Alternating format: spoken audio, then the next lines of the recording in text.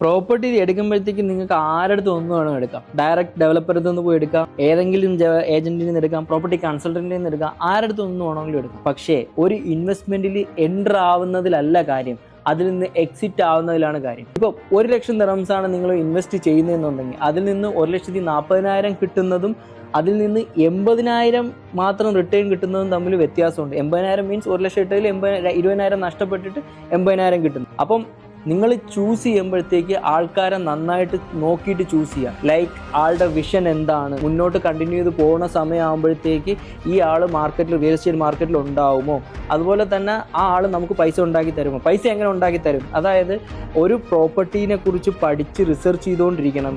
അതായത് ആ ഒരു ലൊക്കേഷൻ പിന്നെ ഫ്യൂച്ചറിൽ എങ്ങനെ എന്തൊക്കെയാവും. അതുപോലെ തന്നെ വ്യൂ ഭയങ്കര ഇമ്പോർട്ടൻ്റ് ആണ്. അപ്പാർട്ട്മെൻറ്റ് എടുക്കുമ്പോൾ വ്യൂ ഭയങ്കര ഇമ്പോർട്ടൻ്റ് ആണ്. ഇൻ കേസ് ഈ വ്യൂവിൻ്റെ മുമ്പിൽ വേറൊരു അപ്പാർട്ട്മെൻറ്റ് വന്നു കഴിഞ്ഞാൽ നിങ്ങൾ അപ്പാർട്ട്മെൻറ്റിൻ്റെ വില കുറയും. അപ്പോൾ അതിന് മുമ്പേ വിൽക്കണം. അങ്ങനെ പല കാര്യങ്ങളും ഇതിനകത്ത് റിസർച്ച് ചെയ്തുകൊണ്ടിരുന്നാൽ മാത്രമേ എപ്പോഴൊക്കെ പ്രൈസ് കൂടുന്നോ, എപ്പോഴൊക്കെയാണ് വിൽക്കാനുള്ള ടൈം, എപ്പോഴൊക്കെയാണ് ഇത് റീസെയിൽ ചെയ്യാനുള്ള ടൈം, എപ്പോഴൊക്കെയാണ് റെൻ്റ് ഔട്ട് ചെയ്യാനുള്ള ടൈം, ഇതെല്ലാം നോക്കണം. അപ്പോൾ അങ്ങനത്തെ കാര്യങ്ങൾ നോക്കി മാത്രമേ നമുക്ക് എന്ത് ചെയ്യാൻ പറ്റുള്ളൂ, ഇൻവെസ്റ്റ്മെൻറ്റിൽ പൈസ ഉണ്ടാക്കാൻ പറ്റുള്ളൂ.